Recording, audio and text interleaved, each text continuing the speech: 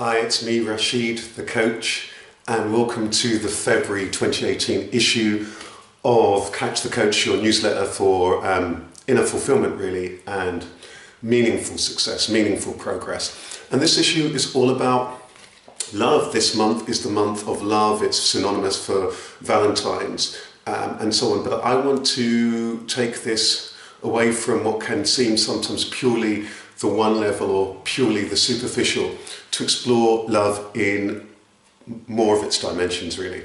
So I want to talk about three issues today: loving you, loving the things that you do, and loving those around you. So it's just going to be those three things that we're talking about today. So let's just get straight underway. Loving you. There's something that happens in life, and I make a point about this a lot of the time when I'm running my workshops and talks, that very often from pretty early on we see ourselves through the lens of lack, we see ourselves through the lens of what we don't have, and we see ourselves through the lens that we're only complete when we're loved by another. So what this often does is it makes us not see our own gifts and our talents. I do a really simple exercise where in many of my workshops I get people to write down just 20 positive words to describe themselves, and so many people struggle. And I say to them, well, could friends, loved ones and other people could easily write those positive words about you? They said, yeah, sure.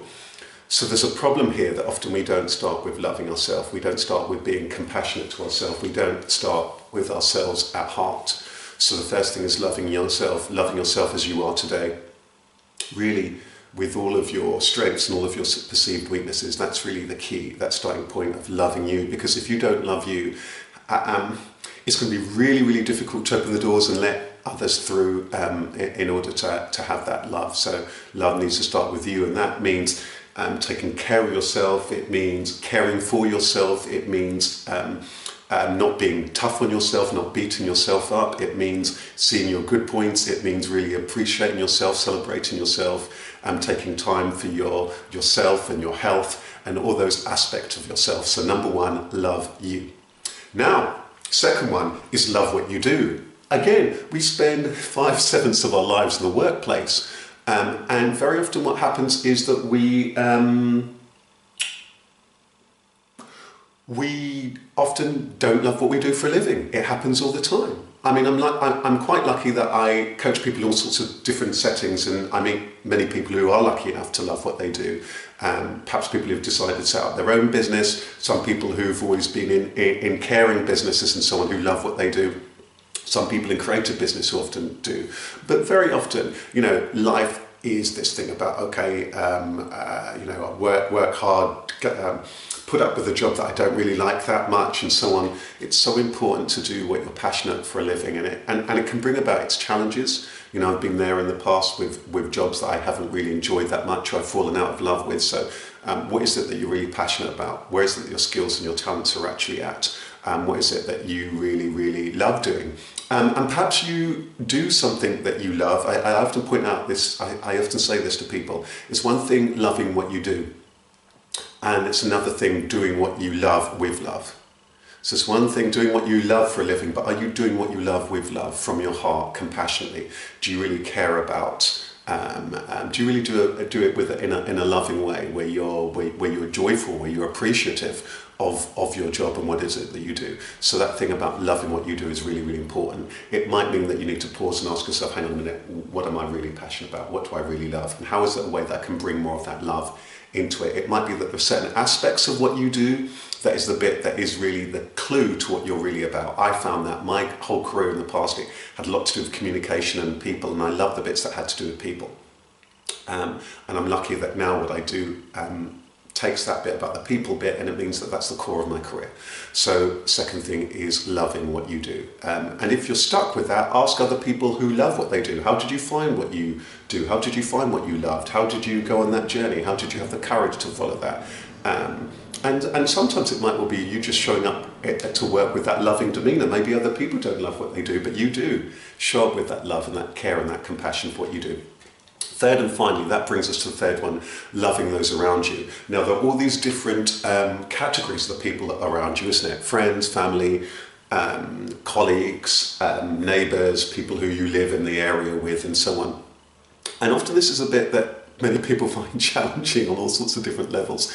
I think the first thing is with family, acknowledging, hopefully you might be in a situation where the family is very loving and be very grateful for that support and the people around you, and not taking those things for granted. I think that's really important, and taking time for that. You know, very often in all the busy pursuits of work and everything, that time for loved ones and dear ones often takes a backseat. Make sure that my tip is to put those things in the diary first.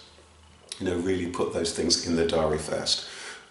So that thing about those people immediately around you, it might well be that there might be some family, there might be of all sorts of difficulties and hardships, and maybe it's just about a question of acceptance. And I'll often put it this way, then what's the degree of proximity to each other that is nourishing for everybody? So it might be that actually if you're like that all the time, too close to each other, that's difficult and suffocating for everyone. Maybe by giving each other more space, you might be more appreciative where everybody is. So that's my little tip there. Friends and other relationships like that, you know, sometimes friendships and most relationships, bear in mind, the only relationship that you're going to have for your entire life is really that relationship with yourself. Everybody else is going to come and go sooner or later. You might be lucky, some people are there for almost that whole duration of it, but the chances are that you're going to be the one person for the whole duration of it. So I think it's really about appreciating those friendships and nourishing those friendships and enabling people to grow and to be wholly themselves. Sometimes it is the case that those relationships will ramp up over time, sometimes they will diminish, sometimes physically, location, or just emotionally where you're both at, or spiritually where you're at, may well change. And it's about being grateful for what's already in place and wishing people well. I think that's really, really, really important, that wishing everybody well. What about the colleagues who you work with? Again, sometimes there can be all sorts of fractions, colleagues, neighbours and so on. My tip here is just to acknowledge that some people see life through a different lens than you, and that acceptance of that acceptance. And my tip here is very often is to ask yourself, what's your intention with the people around? Is your intention to prove that you're always right? To prove that they're wrong? Is your intention to get one-upmanship, or is your intention to help them to grow and to help yourself to grow and to do the best job that you can whilst you're here? So I'm going to begin to wrap this up now. That thing about loving those around you is the bit that can often be the challenge, and then that is also the invitation of love. That the love isn't just the beautiful heart-shaped love here, but it's the love that can sometimes be tricky, can sometimes be awkward, because people do see things differently, people take a different view, people might have things that you want, or you might have things that they had, or whatever, or people might feel as though that job was their job for them and you got it, and what have you. These things happen in life. Maybe a neighbour cut down this in your garden, and etc. It's about finding room in our heart, isn't it, to be compassionate. And this is the ultimate core, that compassion, that empathy. And sometimes those disappointments, sometimes the hurt and the difficulty is the thing that helps us to arrive at a place of deeper empathy and an understanding for others. So love you. The tip is to start off by loving yourself, taking care of yourself, from everything from the sleep to how you eat, to giving yourself time to rest and to see yourself in all of your magical best, and to really appreciate that. Loving what you do, asking yourself, do I love what I do for a living? How can I bring more love to it? How can I really bring more enjoyment to it? Is it time that I'm wanting to change it or shift it in some way? And then loving those around you. And sometimes that's that acknowledgement that we all see life differently. So that's my Catch the Coach for this month. Just to say, as always, join me for Networking for Success, which I run monthly at the British Library. And Soul Trader, Your Life, Your Business, I run quarterly. The next date for that is March 2018, and then June 2018. All the details are put below here on the video on YouTube, or if you're watching this on my website, I'll link that there as well, or you can just click onto the events page on my website, rizaru.com.